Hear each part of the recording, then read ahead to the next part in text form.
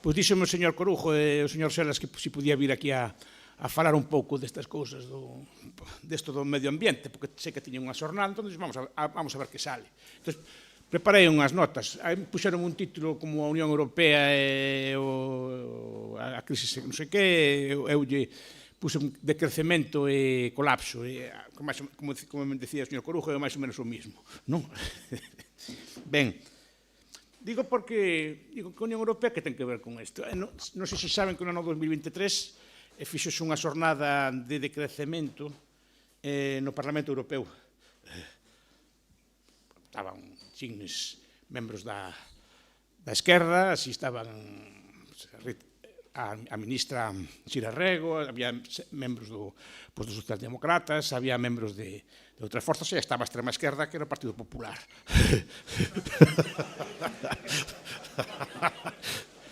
Sí, porque asinaron o manifesto varios membros do partido e presentou, como non presentou a señora von der Leyen, falando de superar o paradigma do fósil, que había que superar o paradigma do fósil e dicindo que había que buscar outras formas de crecemento, etc. Creo que ahora virou algo de medida. Aí que se desmarcou foi a señora Metsola, que era presidente do Parlamento, bueno, desmarcouse un pouco, pero bueno, que desde ámbitos oficiais e de todas as forzas políticas, non? Pois o decrecemento parece que foi, agora xa pasou un pouco, non? Pero era unha especie de moda que se empezaba a discutir, que había que buscar outras formas de crecemento, que había que buscar outras formas de superar o actual marco de desenvolvemento. Estaban ali naquela xornada os mellores. A ver, o pensamento de crecemento, inda que eu, obviamente, non comparto moitos dos seus presupostos, pareceme moi interesante. A mí pareceme, dentro do mundo da esquerda, do máis interesante que hai, últimamente, en cuanto a ideas e en cuanto a reflexións e cosas polo estilo. Eu non o desbotaría así como así. Me parece un pensamento interesante. Digo que estaban os mellores, estaba Tim Parrique, que é un das estrelas emerxentes neste mundo, co seu libro Desacelerar ou Morir. Estaba Tim Jackson, con seu libro reciente de Postcrecimiento, ou estaba Jason Hickel, por exemplo,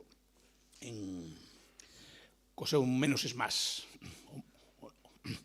coas súas obras, presentaron aí un paradigma decrecentista.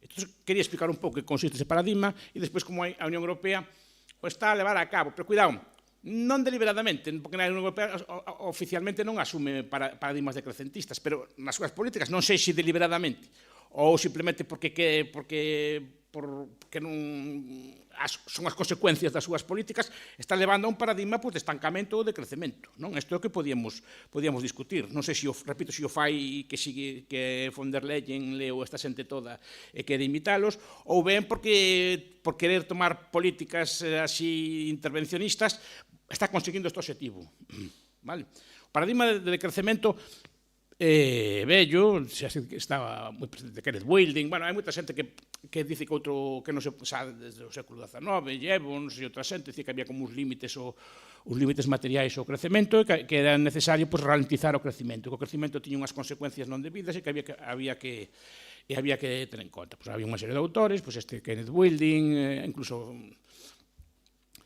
literatos como Georges Bernanos, que moito me gusta a min ese libro, Francia contra os robots, é un libro que non moi conocido, que é un libro decrecentista, pero é un libro ben reaccionario.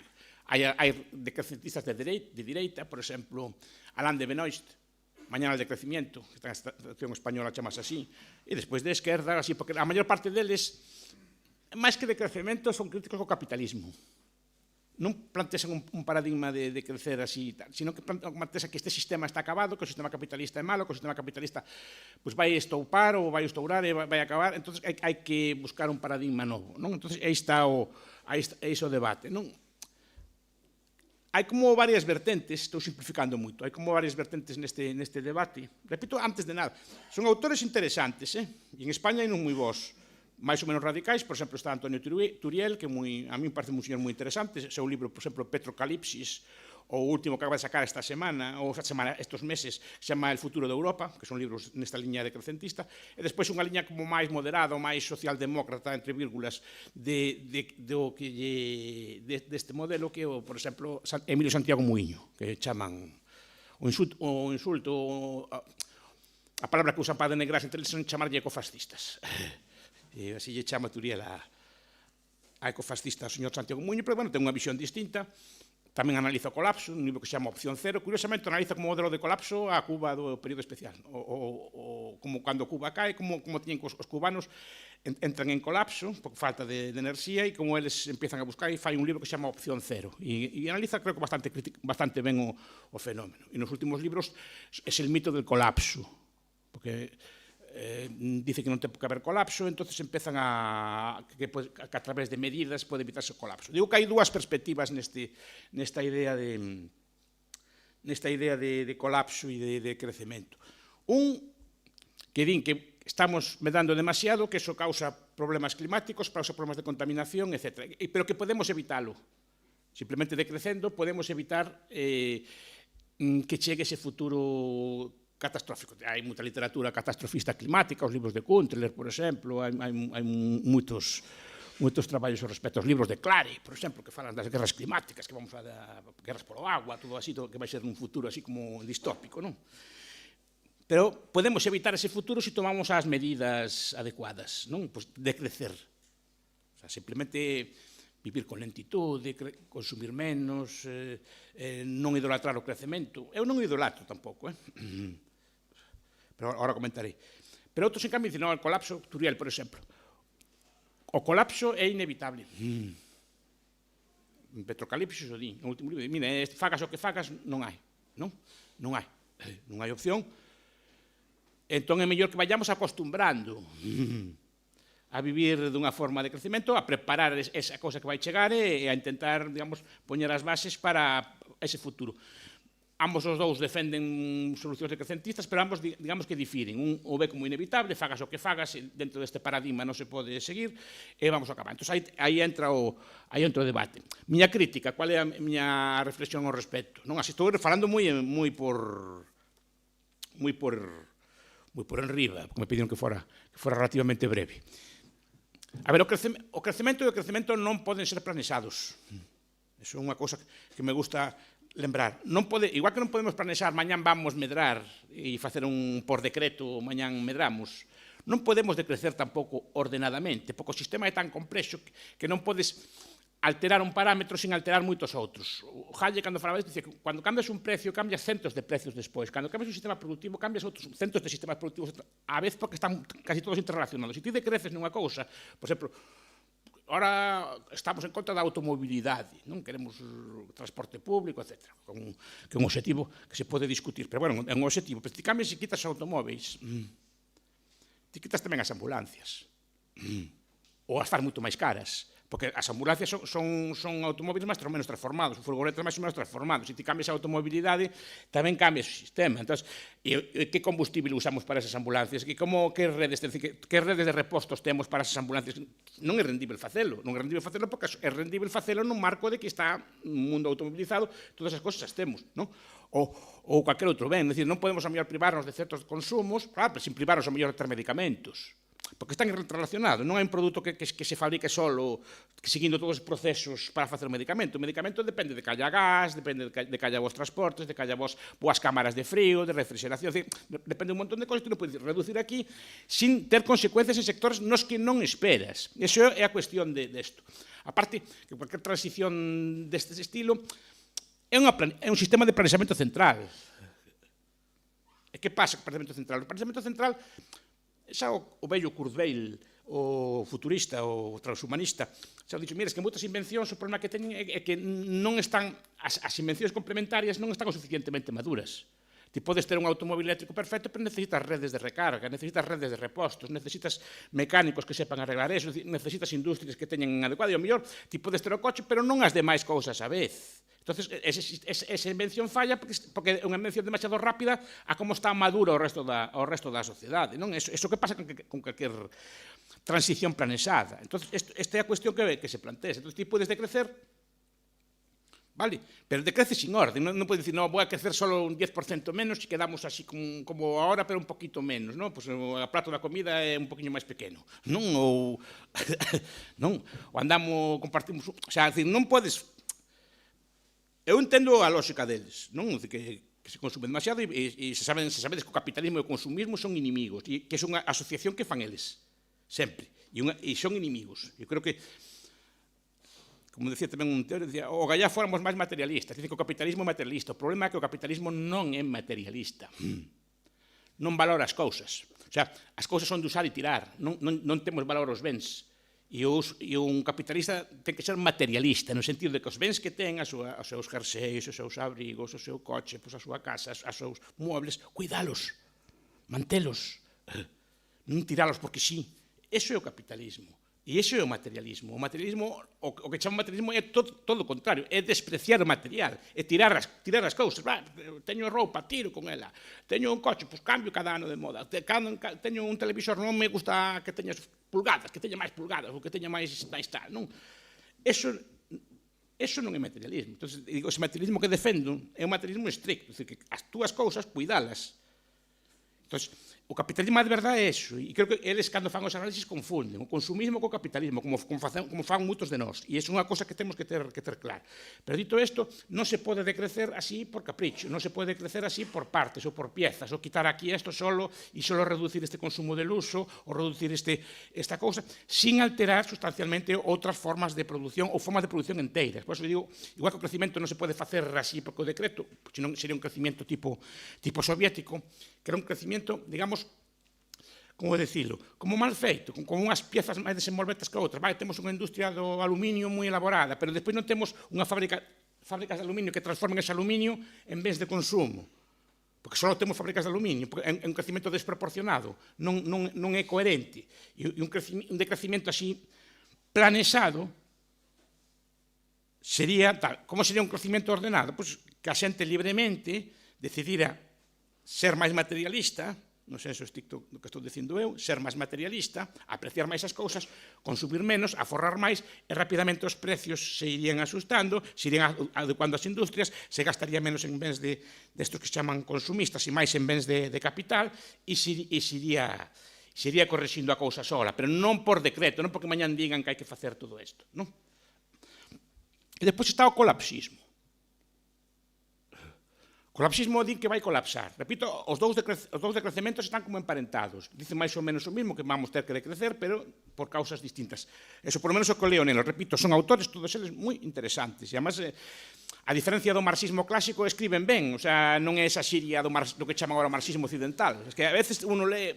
Outro día que meu querido lía o libro de Morris Berman, todos os sólidos se desvanecen en el aire. Ai, que unha frase de Marx, non? Ai, Dios mío, que ladrillo, que cosa, que mal escrito está, que todo un así. Cambio, outros non, son anticapitalistas, pero por menos sabes o que está dicindo, entendes ben os argumentos, non sufres lendo. Mira que eu teño aguante, pero non sufre, son bonitos, están ben escritos. A mí, o de Parrique, ou todos estes libros de Turiel, a mí me encantan. Eu recomendo a súa lectura, ademais, o de Muiño, etc. Sin meterme nas polémicas deles, que teñen unhas polémicas peores que ainda que as nosas. Nos temos as polémicas de Hoppe e de Milei, estas cosas todas así. Eles teñen polémicas ainda máis ácidas, a máis nas revistas deles. Pero bueno, que son interesantes, me parece xente moi interesante. Pero o colapsismo dice, isto vai a colapsar. Estos deben dos vellos argumentos do Picoil. Son maltusianos ou neomaltusianos, pero beben do argumento do Picoil de King Hubert, que decía que hai un pico no petróleo, que despois o desenvolven autores como de Falles, e se popularizan en moitos libros de ciencias sociais deste ámbito. Hai a idea de que vai haber un pico de petróleo, pero un pico de petróleo de todos os materiais, non? Que, por exemplo, o libro de Alicia Valero, Guiomar Calvo e Antonio Valero, que se chama Tanatia, que é un libro moi interesante tamén a quen lle gusten as ciencias, que é un libro moi interesante tamén. Este vai analizando todos os metais e metais así que van acabando, etc. E todas as proxeccións que fan de consumo, quedanlle tantos anos, quedanlle tantos tal, quedan tantas toneladas, o consumo actual. Entón, inspirándose neso, van decir que vai colapsar por falta de recursos e ao mellor tamén por un exceso de complexidade. Estas ideas son ao señor Carreiro, se que lle gusta, a Joseph Tainter, non? De colapse porque estudia así como colapsaron os mayas, estas culturas todas de colapso, o colapso das civilizacións antiguas, que explica así como colapsaban todas elas. O libro clásico, que é o inicio de todos estos, que é o de Jared Diamond, El colapso, que é un libro así tamén moi clásico, que explica que todas as sociedades colapsan e así, e a Illa de Pascua, estas cosas así, non? O problema desto é que extrapolan ao colapso de sociedades antiguas. As sociedades antiguas efectivamente colapsaron. Pregunta, o capitalismo pode colapsar? Non. Por que non?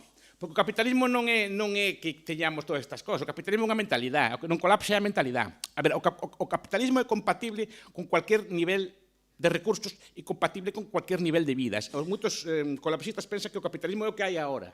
Pero o capitalismo non empezou así.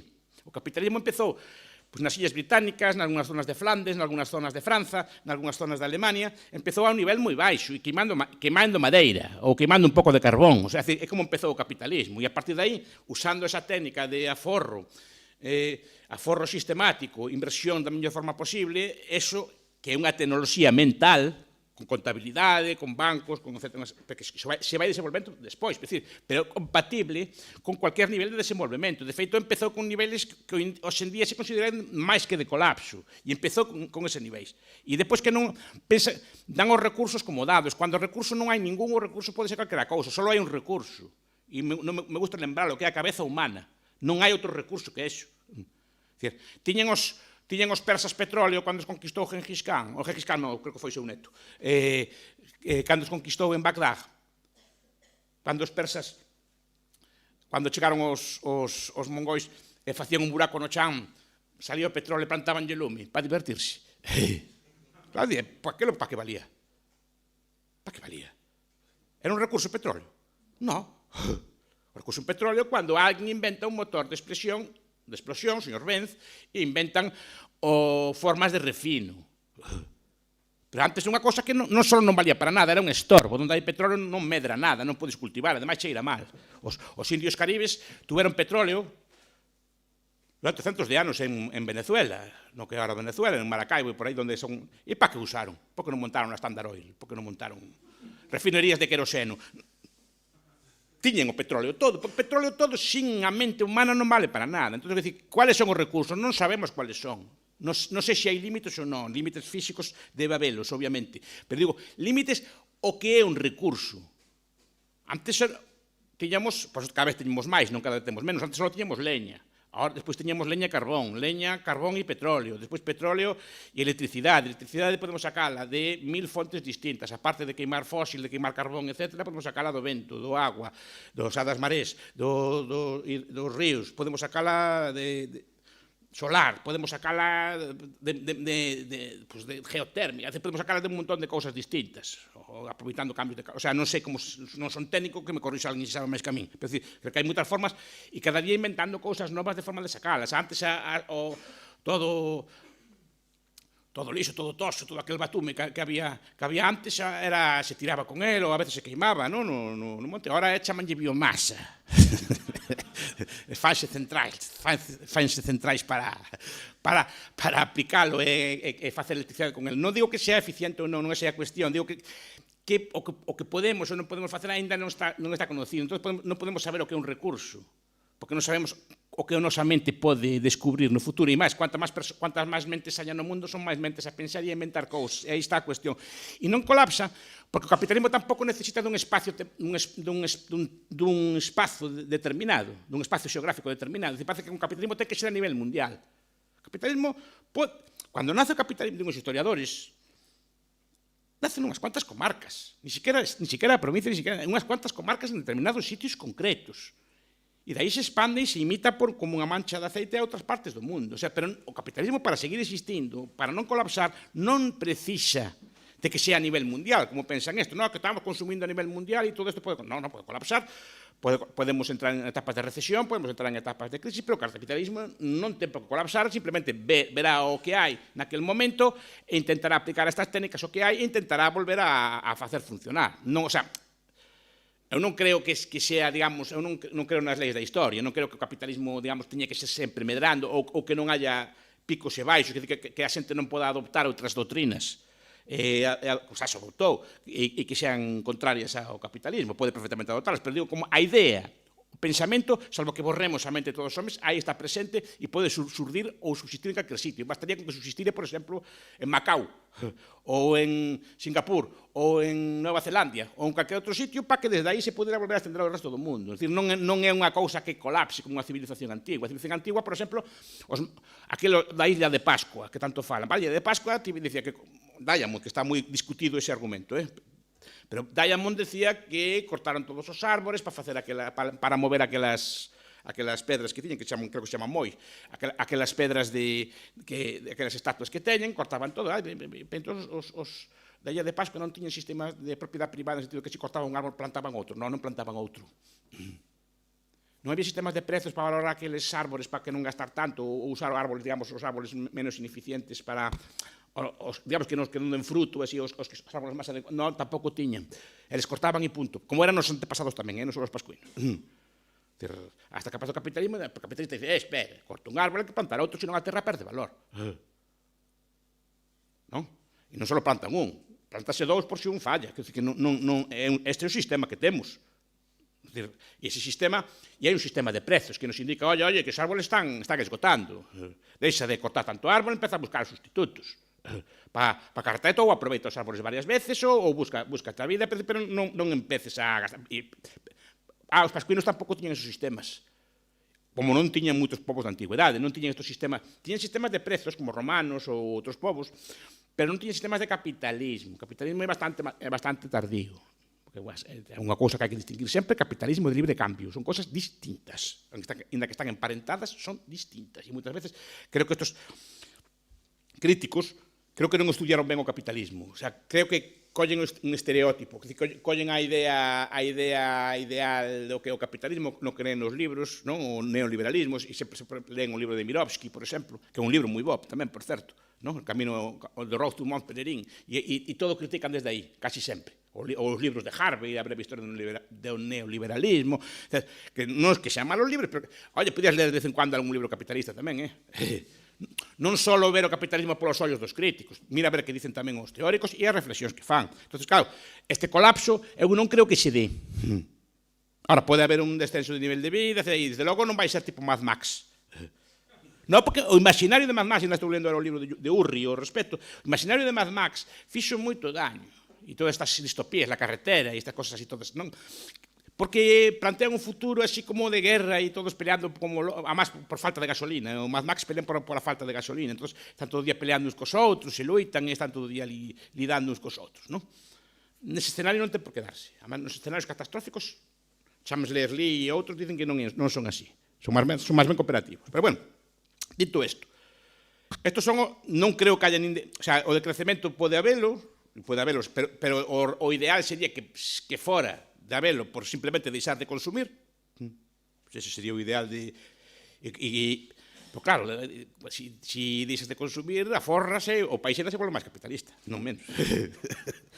Que algún crítico lle fixo ver, e é certo. E además, algún deles se deu conta. Se se aforran, máis capitalistas son, que pasa que en vez de gastarse en bens de consumo, se farían, por exemplo, máis tuberías de agua, mellores centrales eléctricas, mellores outro tipo de cousas. A parte, co decrecemento, ten un problema. Ainda que queras non de crecer, tes que crecer o suficiente como para manter o que tes. O sea, tens que ter tamén unha amortización, tens que manter as máquinas que tes que manter as cosas que tes, e solo para manterse como está é necesario aforro, capitalismo e inversión, porque senón non podes manterte, ni siquiera como estás, porque senón te pasa como en Venezuela, pasa como en Cuba, que os sistemas eléctricos se van deteriorando, que se van deteriorando os sistemas de transporte, e ao final, porque en Venezuela non poden casi ni siquiera refinar, sendo un país que antes refinaba, porque simplemente porque as factorías que teñen eles non invertiron, entón lentamente se van apagando, porque se van gastando as piezas, se vai estropeando e non teñen para repoñer isto. O sea, o capitalismo non só fai falta para crecer, sino para manterse como está. Porque ese paradigma do crecemento infinito que tamén se nos acusa a vez, tampouco é exactamente así. O crecemento eu non o veo malo, pero tampouco esa idea de que estamos todo o día pensando en crecer al infinito e así como pensan eles que pensamos. Non? Dito isto, estos son os escenarios. Agora digo, a Unión Europea que está facendo? Que está facendo? Si, está dando nos dous pés. Pero a través de que? Primeiro, quere facer unha transición enerxética. Eu xa non me meto coa Xenda 2030, que agora falar deso case é falar como de conspiracións e cousas así. E o señor Moreno gustanlle moitas conspiracións, pero pero non sei se é o máis adecuado. Pero digamos, eles fan unha senda, teñen unha senda para, por exemplo, para un vector, que é a mobilidade eléctrica, queren electrificar todo. E aí Turiel, por exemplo, é excelente. Turiel é excelente, porque Turiel dice, no, cando critica que non pode ser, vai analizando punto por punto mellor que moitos de nós, vai dicindo, non pode ser por isto, non pode ser por isto e isto. Además, ti faz un plan, claro, pero non tes en conta todos os factores que influyen para facer un plan. Ti dices, no, cambiamos el coche eléctrico para el 2030, ya está. Non? Que é o primeiro que pasa. Por exemplo, aí sí vai estar prohibido o motor diésel a partir del 2035. E depois se queixa, por exemplo, Turiel de que non hai diésel, non? Pode ser que non haya diésel porque non haya diésel porque se reduzca o petróleo, pode ser que tamén que as refinerías digan, aí sí, vai prohibir o diésel. Entón, cando hai un fecho a planta de diésel ou cando se avería a máquina de diésel, non a reparo. Hai que comprar unha nova refinería de diésel, non a compro. Como vou a comprala? Se vai estar prohibido. Que pasa que hai un desaxuste temporal a fechas antes de que se acabe de todo a demanda. Pois digo que os procesos son bastante máis complexos do que parece, porque dice, se me estropeou a planta de diésel, pois non a reparo. Pero sigue habendo demanda.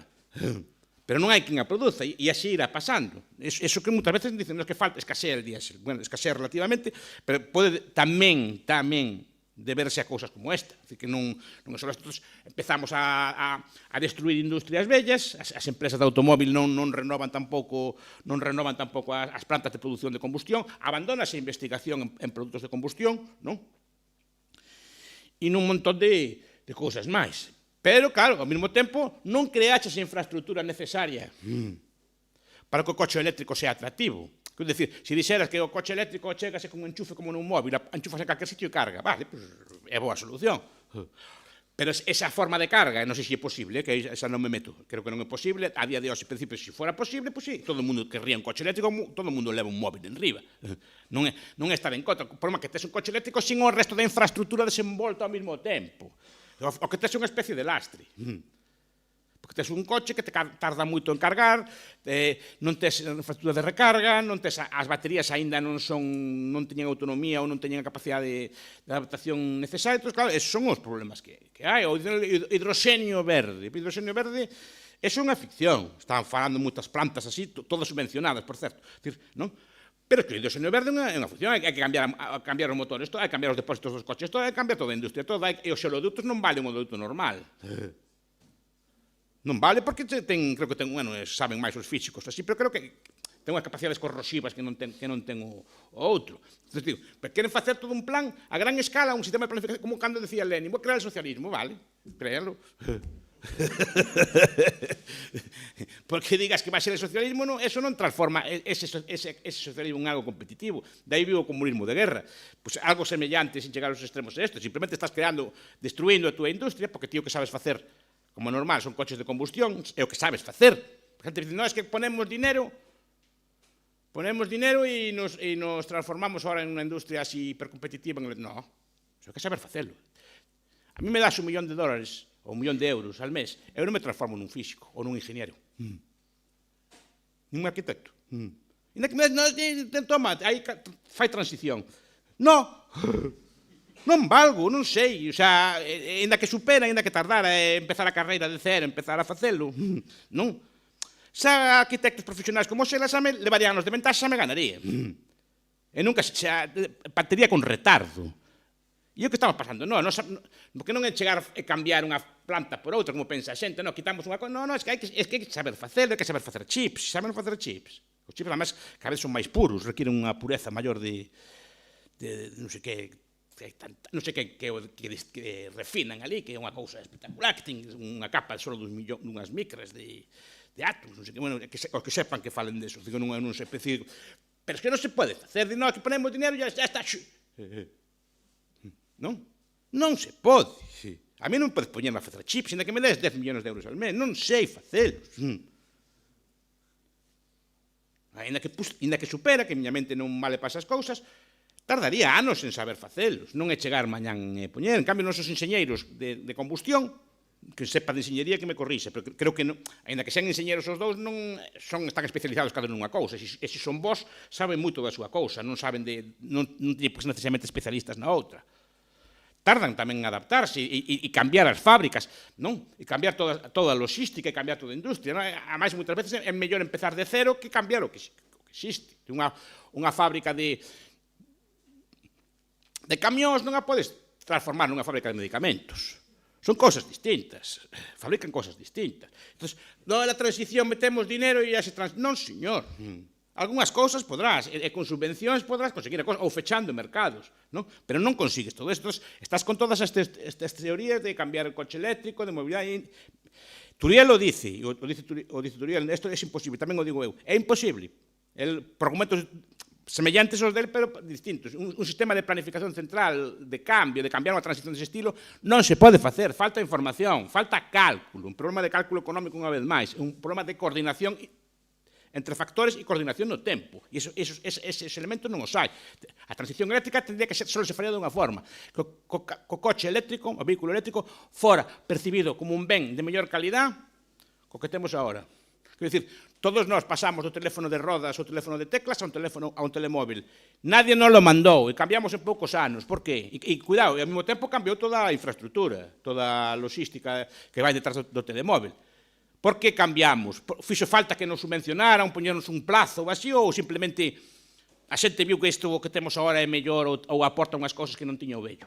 Non? Eso é o que temos que ter en conta. Entón, o coche eléctrico, se fabricas un produto que a xente perciba como mellor, tranquilo que cho quitan das mans. Como abandonamos o carro de cabalos polo automóvil ou como o camión sustituiu o tren. Porque aporta unhas cousas, as que sean, que son distintas. Despois está toda a cuestión psicolóxica da Unión Europea. A mí faime gracia isto como se chama? Volta ao salvaxe, ou como se chama? Rewilding, non? O rewilding, sí. Isto é un libro de un señor que se chama, un dos libros casi póstumos de O. Wilson, un biólogo, autor de Consiliencia, a unión de las ciencias y el conocimiento social, unha cousa así, de unificación de las ciencias. Pero ten un libro que se chama Media Tierra, non sei se algún o conoce. Si, non? Media Tierra, que é o que ven a decir, que hai que deixar a mitad do planeta para que este salvaxe como estaba antes, non? E vivir con media tierra. Así que media tierra para os humanos e outra media tierra para que estén ali os rinocerontes. Sí, o bicherío e todo que sale nos documentarios. No, que non, cuidado que a mí me gusta me calles os bichos, que non son como bo conservador, son conservacionista, me gusta calles os animais. Pero claro, manter aquelo salvaxe, primeiro, en que etapa de salvaxismo? No, porque hai que fixar un lapso de tempo, qual é a época correcta da naturaleza a que hai que volver. Creo que hai debate, creo que algúns optan polo Pleistoceno. E incluso, non estou falando de broma, algúns falan de recuperar ou clonar ou coller bichos parecidos aos mamús ou así e volver a soltalos por ali. Ou se poden clonar, non, senón animais parecidos. Non estou falando de broma. Non estou falando de broma. Non digo porque hai o libro de Shepard, Coming Home to un Pleistocene, la vuelta a casa ao Pleistoceno, que non é un debate, porque digo que a Unión Europea adoptou como medida oficial, e eu puxo tamén como medida, que boa parte de Europa ten que ser salvaxe, non que estar acostumbrado ao coverde, o paisaxe sea así bonito, o paisaxe humano, non? Con prados, os bosques así de madeira nobre, etc. Non, queren volver a que este salvaxe. Unha parte de territorio, claro, fai unha... E moitas desas terras, hoxe en día, son terras agrícolas. É un cambio terrible. Despois, todos os cambios nos fertilizantes, todos os cambios Bueno, a PAC comezou con unha política de prezos, xa empezou facendo daño, non? Xa empezou con unha política proteccionista, xa empezou con unha política que fixo un daño terrible á competitividade da europea. Eu sempre conto o caso de Nova Zelanda. Hai un libro moi bo, se lle gusta isto, que como se chama? La agricultura e el Estado, de Pasur, chamase así en español, non? E ten o primeiro capítulo é a introducción vai sobre a política agraria común. Digo porque se alguén interesa ese tema, que é moi interesante. Bueno, empezamos con políticas de precios, empezas distorsionando por completo a agricultura, porque uns precios os subvencionan, son por máximos, outros mínimos, moitas explotacións europeas abandonaron cultivos tradicionais, de hortalizas ou así, para poñerse a facer leite, porque a leite era o produto estrela, e tiña un precio de garantía, entón se abandonaron un montón de cousas para producir prados, despois se producía leite de máis, empezou a poñer cuotas, empezou a haber leite en negro, empezou todo a haber un montón de cousas, non? Pero claro, falle un daño terrible de cultura. Sempre poño o caso de Nova Zelanda. En Nova Zelanda hai un momento que dice nada, que produzca cada un o que lle dá gana, como lle dá gana, aquí non hai subvención ninguna. Ahora, ten a agricultura mellor do mundo. E os produtos agrarios mellor do mundo. E cando vou a Guatemala a visitar aí a Dani, sempre veo que a manteiga que me poñen para almorzar é de Nova Zelanda. E de como chega de Nova Zelanda hasta? Pois chega. Chegando, chega e máis cousas. Como non chega? Porque son super competitivos. Simplemente diseñan e sin axuda ninguna. Vale? Esas dúas cousas son as que están causando, digamos, o decrecemento. Non porque sigan as teorías do colapso, non porque, creo eu, por lo menos parece que non as conocen. Non me consta que as conozcan, así en profundidade. Pero o que están conseguindo é o que queren os decrecentistas. O que pasa é que non o están facendo dunha forma ordenada e vai ter consecuencias, digamos, están facendo por decreto, e vai ter consecuencias, entendo eu, que perniciosas a medio plazo. Bueno, ahora as preguntas, veña.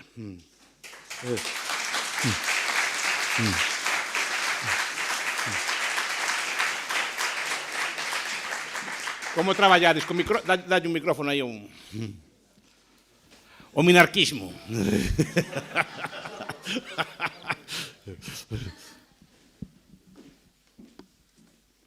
Buenos días y muchas gracias por la conferencia. Muchas gracias, señor. Yo quería preguntarle, usted habla de que uno de los problemas es el consumismo. ¿Es él? El consumismo. No es un problema. Sí, diga. No, yo quería, porque se dice que cuando hay deflación se desincentiva el consumo. ¿Sí? Y los bancos centrales tienden a querer mantener una inflación, aunque sea poca, una inflación. Entonces quería preguntar si eso puede tener que ver con que cada vez haya más consumismo, que la inflación también incentiva el consumo. Hay un historiador cultural que se llama Lyndall Carter, Reclaiming the American Dream, creo que se llama el libro así, que explica que buena parte del consumismo actual se debe a las políticas del Banco de la Reserva Federal a partir de 1920.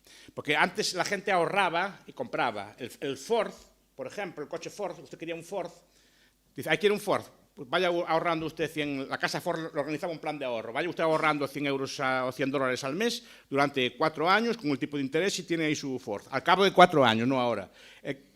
¿Qué hizo el Banco Central? Inundar de dinero a los bancos y los bancos empezaron a prestar y colocar el dinero a los clientes. Y empezó una cultura de compra ahora y paga después. Y empezó todos aquellos famosos años 20, que yo les tengo mucha manía. No todos los años 20 del siglo pasado. Todos aquellos años 20, que el robar y 20, todo va financiado por este consumo. El consumismo y el capitalismo son bastante enemigos. El consumismo es una consecuencia de la riqueza que trae el capitalismo, pero no es una causa. Es decir, que sin consumo, no tendríamos osos pandas de esos chinos que venden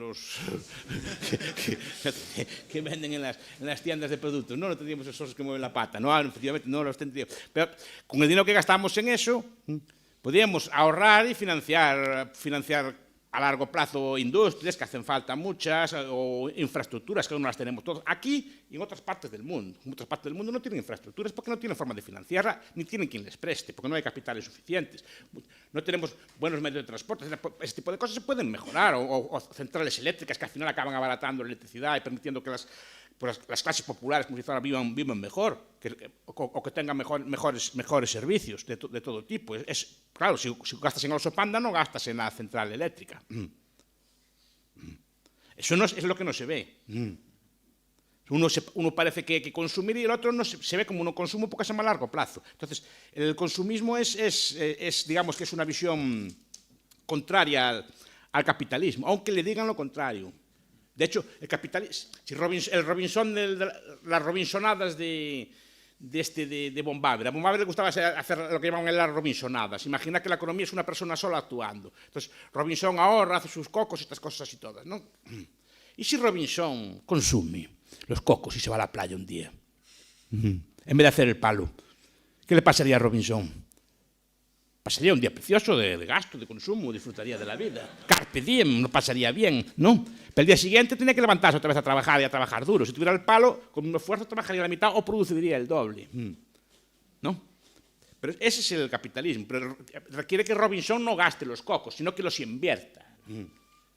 Esa es la cuestión. Pero eso muchas veces no se ve. Y yo creo que muchos de estos autores, lo repito una vez más, léanlos, que a mí me gusta mucho. Turiel es excepcional, esta gente todas se lee muy bien.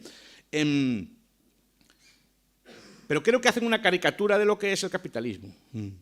O lo leen por los ojos de los críticos. No dicen, a ver qué dicen estos señores, a ver cómo razonan estos señores. Por ejemplo, Emilio Santiago Muñoz sí que se da cuenta de muchas más cosas. O no ve estas cosas. Aunque tiene polémica, sí que en su último libro, El mito del colapso, me parece que se llama, sí que toca estas cosas. Pero tenga en cuenta, cuidado, distinga las dos cosas. Yo no quiero el consumismo, yo repito, quiero materialismo. Materialismo, que quieran sus cosas, que les intenten... ¿Quién nos obliga a gastar, por ejemplo, es el gobierno? Hablan de obsolescencia planeada. Es decir, ¿quién me obliga a tirar mi coche diésel? En uso. Perfectamente cuidado como lo tengo yo. ¿No? ¿Quién me obliga? ¿El mercado? Me obliga el gobierno. Y es el que manda... está pasando en Madrid, que están muchos coches que no los pueden sacar de los garajes porque es por la culpa de las leyes de las emisiones. Esta de la agenda que tienen en Madrid, que no le dejan sacar los coches y tienen que achatarrar muchos coches o tirar con ellos, porque a un señor alcalde que de extrema izquierda se le ocurre... No, desde luego la agenda la asume toda, no sé si es extrema izquierda, pero la agenda la asume toda y no la discute. Pues se le ocurre que no puede sacar los coches y hay que achatar. ¿Y eso qué es? Es consumismo, es achatarrar. Dale allí, sí. Sí, a Francia.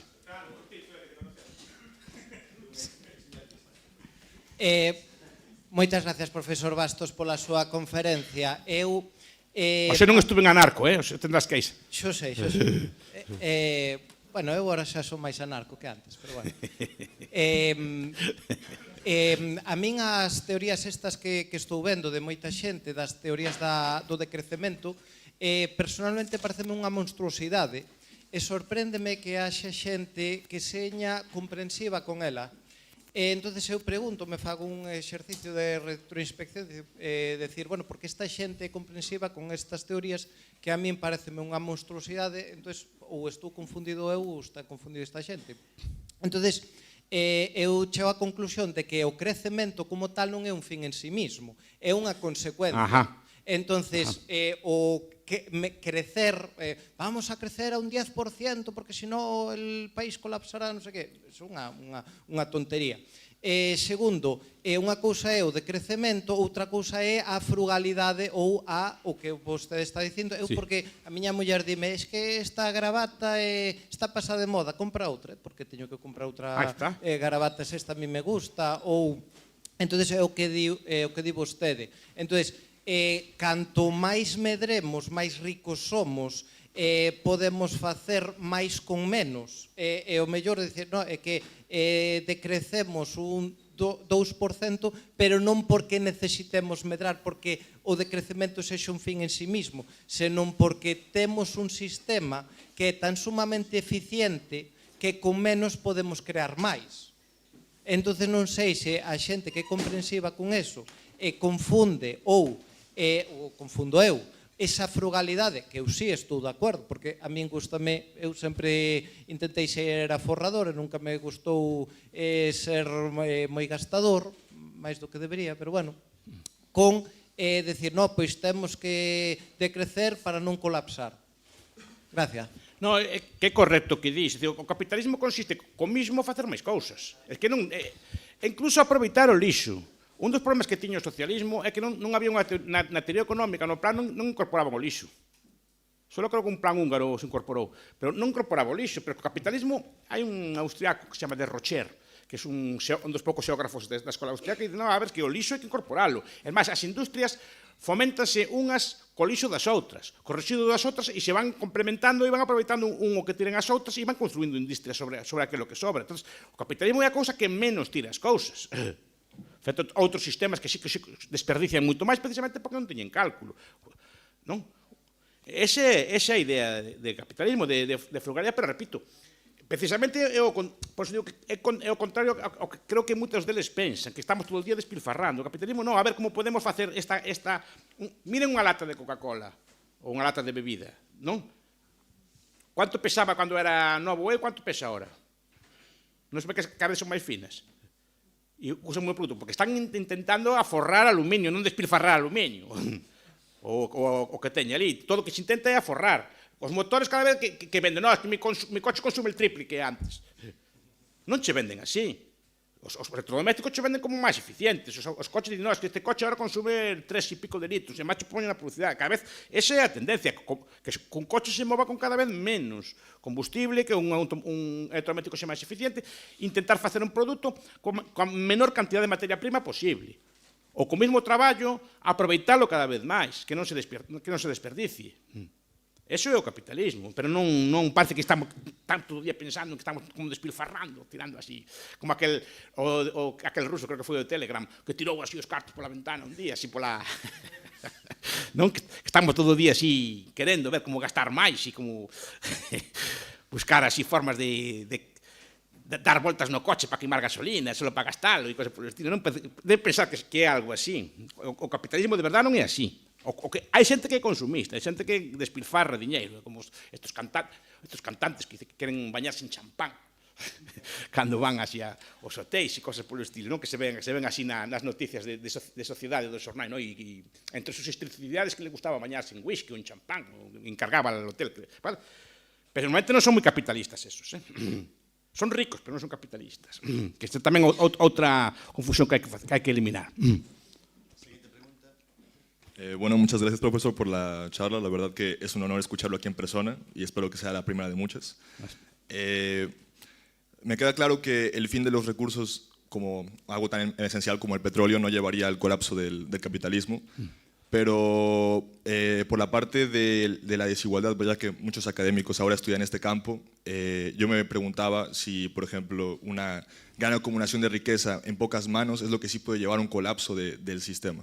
Eso es el neofeudalismo, eso que le gustaba a Varoufakis. ¿No? Yo soy de la teoría, ahí soy muy anarco, ahí soy de Kevin Carson, en el sentido de que, o de Gorelick. Estas grandes riquezas se producen en buena medida por el apoyo del Estado, no porque el mercado favorezca la...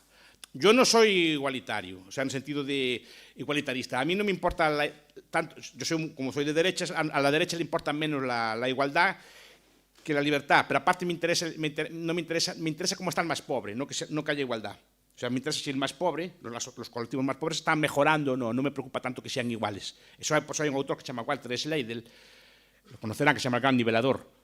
Dice, no, las sociedades más igualitarias son las cuando hay una catástrofe, cuando hay una guerra, cuando hay una peste o así, cuando somos iguales. No es lo ideal, porque ahí somos todos iguales. Cuando bombardean una ciudad así, o vienen así una tropa o así de fuera, ahí somos todos iguales, todos vamos refugiados, escapando de allí. Entonces, no es la igualdad, precisamente la propia estabilidad social, la propia paz genera que, derivando de cursos de vida distintos y de preferencias distintas, haya desigualdad humana. Ahora, desigualdades extremas, primero, no sé lo que es una desigualdad extrema, a partir de cuánto es una desigualdad extrema y a partir de cuánto no la es, no sé dónde está escrito en la tabla eso. Ahora, muchas grandes fortunas o grandes cosas, primero, no son derivadas del mercado, son derivadas del cronicapitalismo, que el Estado te da un monopolio de algo, como algunos países que tienen el monopolio de los teléfonos, lo tiene un señor, otros tienen el monopolio de la obra pública, o tienen monopolio bancario, o están protegidas determinadas industrias por el Estado. Y como ustedes saben, si es buen austriaco, sabe que las empresas también tienen un límite. No se, aparte, aquel mito marxista de que 3, 4 megacorporaciones van a comprarlo todo y van a hacerse con todo. No, eso no puede ser. Hay un punto que las empresas colapsan también, pero por puro tamaño. Igual es un corolario de la imposibilidad económica del cálculo en el socialismo. Que las empresas también tienen un límite. O sea, no podría haber esas grandes fortunas sin apoyo o subvención estatal, en buena medida, no todas.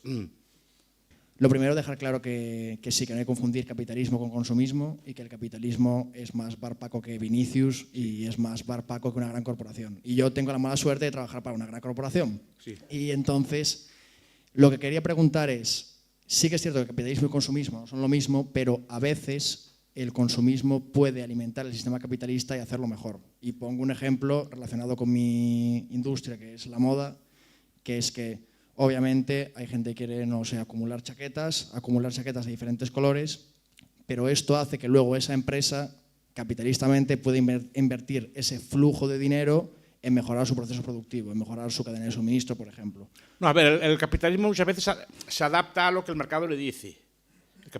Yo lo discutía una vez cuando hablamos del capitalismo y la religión, ¿no? Diciendo, no, es que el capitalismo es consumismo y demanda como bienes viciosos, ¿no? De lujo, o consumistas, o demanda mucho alcohol, mucho gasto de superfluo, ¿no? No, pero la culpa no es del capitalismo, la culpa es de la gente. Sí, pero eso no hace que la empresa sea mejor. No, pero simplemente, si la gente demandara menos moda, hipotéticamente, eso es la gente que lo demanda. En vez de demandar moda, demandaría tuberías de cobre. Cuidado, que son menos glamurosas, pero también dan trabajo. ¿Me explico? O demandaría mecanismos, cojinetes de bolas o cosas por el estilo.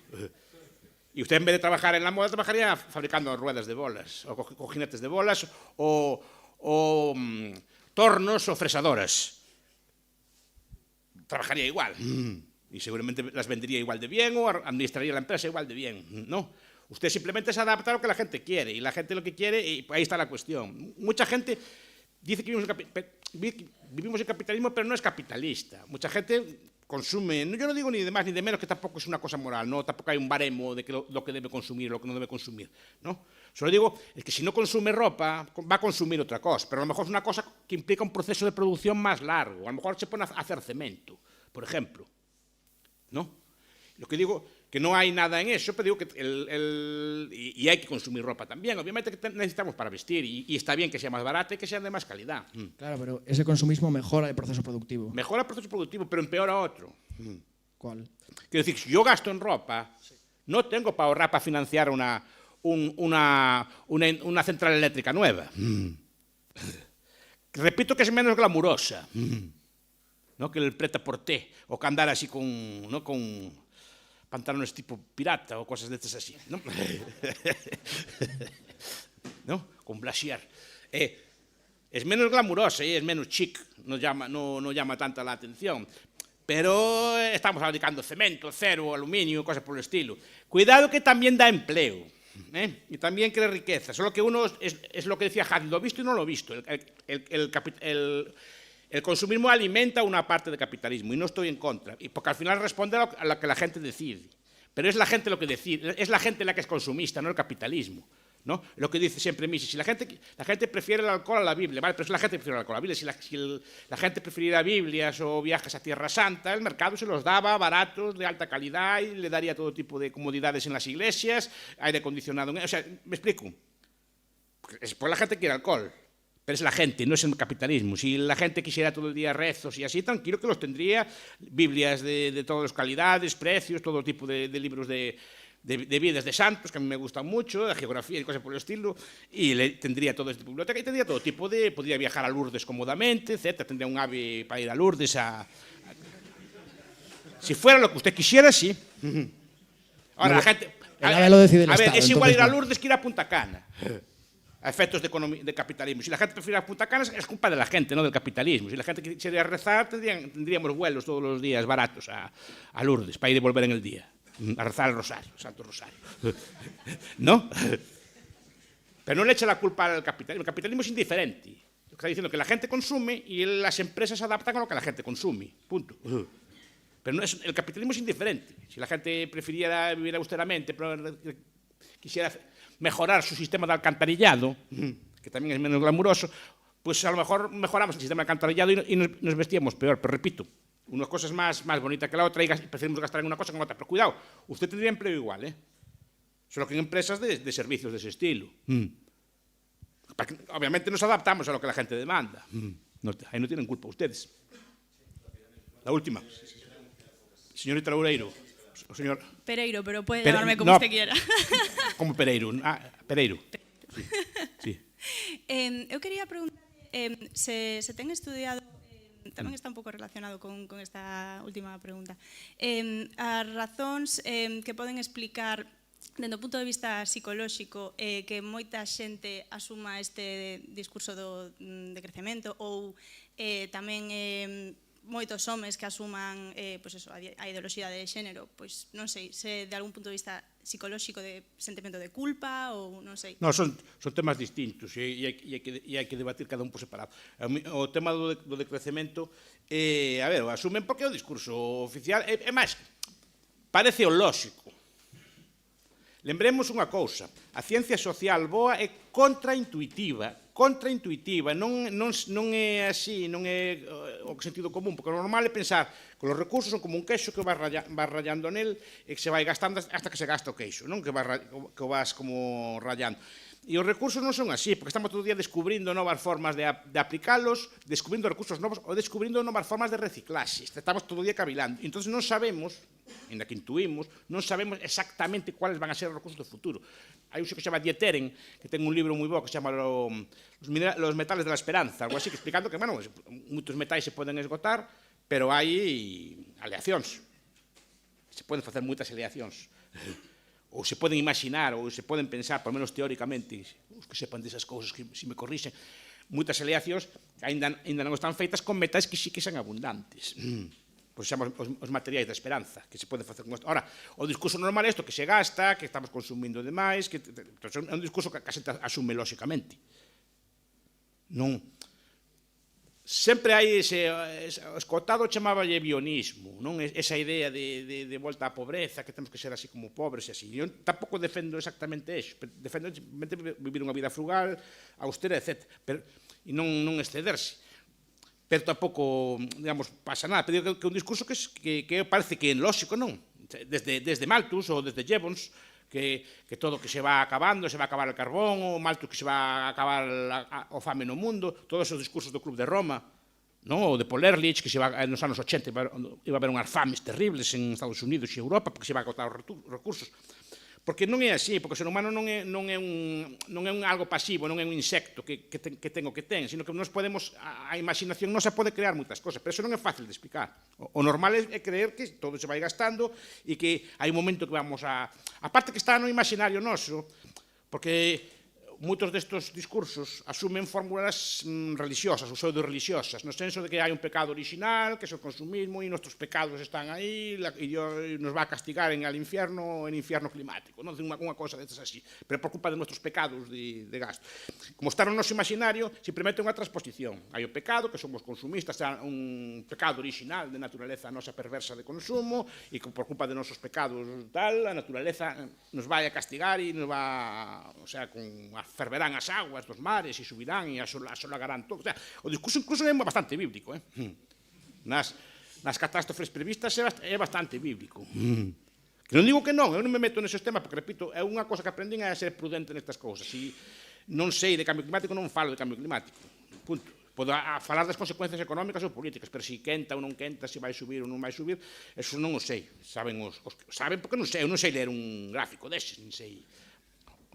O que sí que sei, os que leen esos gráficos, os que leen esas teorías, estas cosas así, poden interpretar esos datos precisamente porque o capitalismo lle dá as ferramentas para facelo. Todas estas ferramentas, estos satélites que miden a temperatura do mar, todas estas cosas así que tan sofisticadas, todos estos medidores que teñen e cosas por estilo, os hai porque hai especialistas en maquinaria de precisión que lle fan ese tipo de máquinas. E iso lo pode facer unha sociedade moi rica, que permite o luso de andar a medir esas cousas. Unha sociedade que vive nun nivel de supervivencia non pode permitirse esos lusos, non ten medios nin para fabricalos, nin para manter ou debidamente manter e formar persoas cualificadas para que fagan ese tipo de cousas. Eso só pode facer unha sociedade moi rica. As sociedades primitivas non podían permitirse o uso de ter científicos profesionais, nin profesores profesionais, nin músicos profesionais, nin escritores profesionais, nin literatos. Non había nada disso, vivían na mera supervivencia. Se hai científicos que, gracias a Dios, están todo o día pensando, cavilando cosas, é porque hai unha sociedade suficientemente rica que os pode manter. En unha sociedade de crecemento non os habría, nin tendrían os medios. Vale, moitas grazas pola charla. Quería preguntarche si dúas preguntas rápidas. Bueno, Aquí non é contrario, eu non estou acostumbrado a estas cousas. Verdad, Dani? As clases que había bronca, perdón. Bueno, reduzo a unha. Transxénico, xa que estamos relacionados ao medio ambiente, cada vez a tecnoloxía avanza e vai posibilitar en algún futuro que, por exemplo, as plantas sexan perennes e, por exemplo, reducir gastos, por exemplo, non ter que labrar porque a planta vai rebrotar, por exemplo, non? Aí a pregunta sería relacionada coa imposición dos gobernos sobre Europa de prohibición dese tipo de desenvolvemento e se é posible ese tipo de desenvolvemento sin monopolio. A ver, ese tipo de desenvolvementos... A ver, primeiro, efectivamente, porque hai monopolio de propiedade intelectual. Sabe que os da nosa escola non son moi partidarios precisamente da propiedade intelectual. Non? Eso de entrada. Ese tipo de monopolios non considero que sean legítimos, ese tipo de patentes. E menos patentes sobre a vida. Pero non porque sea sobre a vida, sino porque non estou a favor da propiedade intelectual nese tipo de cousas. Outra cosa é o secreto industrial. Non? Eso unha. Primeiro, sabe que pasa? Que gracias a Dios o monopolio tende que ser a nivel mundial e non todas partes algunhas partes do mundo plantarían esa planta. Gracias a Dios non hai un goberno mundial. Gracias a Dios hai moitos estados e cuantos máis houbera, mellor. Porque menos forza tendrían. Entonces, sí, podes prohibir aquí, pero non en outras partes do mundo, pues non plantes, eu planto. Ti verás. Esa é a cuestión, eso é o que nos salva. Efectivamente, se houbera un goberno mundial, igual ese goberno mundial prohibía ese tipo de planta transgénica. Que tamén é unha manía eso do transgénico, porque transgénico para outro tipo de cousas, o sea, veo que as persoas cando están enfermas toman todo tipo de pastillas, incluso vas por a noite ves estos pastilleros, as cousas que toman por aí. E despois están en contra de la química.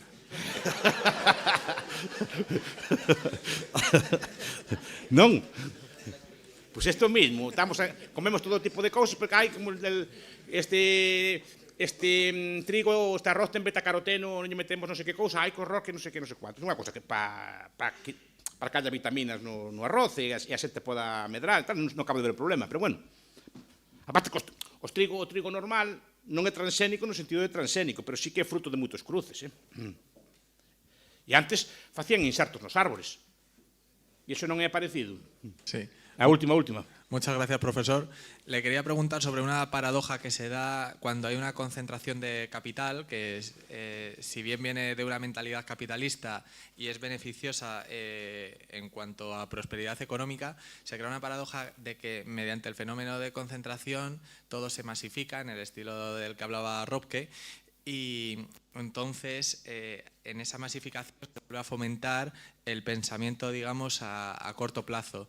Entonces, ¿qué solución hay para revertir esa paradoja y que eso no ocurra? Pero es que eso no es una ley causal. Quiero decir, puede haber esa paradoja, pero no tiene por qué darse siempre. Es decir, la masificación simplemente que algunos bienes son más baratos.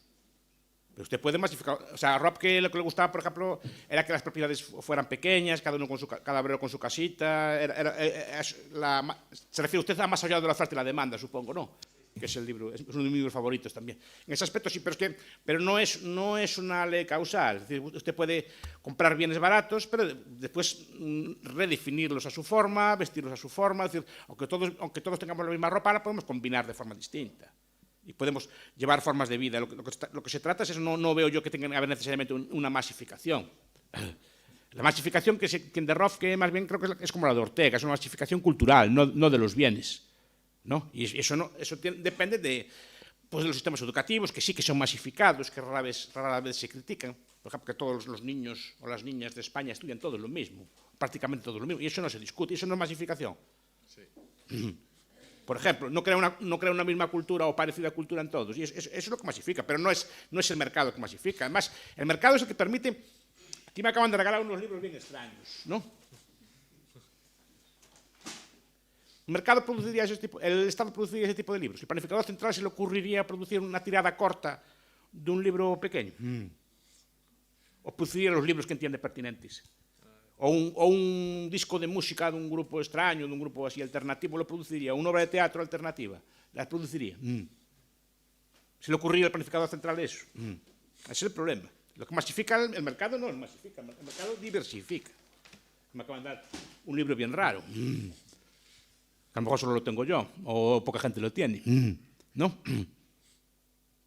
Entonces no es el mercado que masifica. El mercado produce bienes a demanda. Algunos bienes los produce a gran escala y porque la gente los quiere así.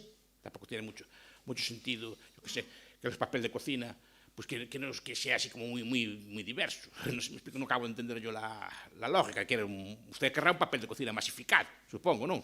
Que le limpie las cosas, pero no que sea muy sofisticado, que haya unas calidades extraordinarias de ese papel, una cosa así, ¿no? Pero otras cosas sí que las quiere usted, la ropa a lo mejor la quiere usted personalizada, determinados músicas las quiere personalizadas, determinados alimentos puede quererlos personalizados. Personalizado puede ser por el alimento o como lo cocine usted, ¿eh? No solo es el alimento. Profesor Bastos, estaríamos aquí todo o día escoitándolle, seguro, pero desgraciadamente temos que ir ao xantar do capitalismo. Sí. E penso que, en todo caso, penso que mereceu o aplauso. Así que ahora Entonces me traballar hasta en vacacións. Sí, sempre.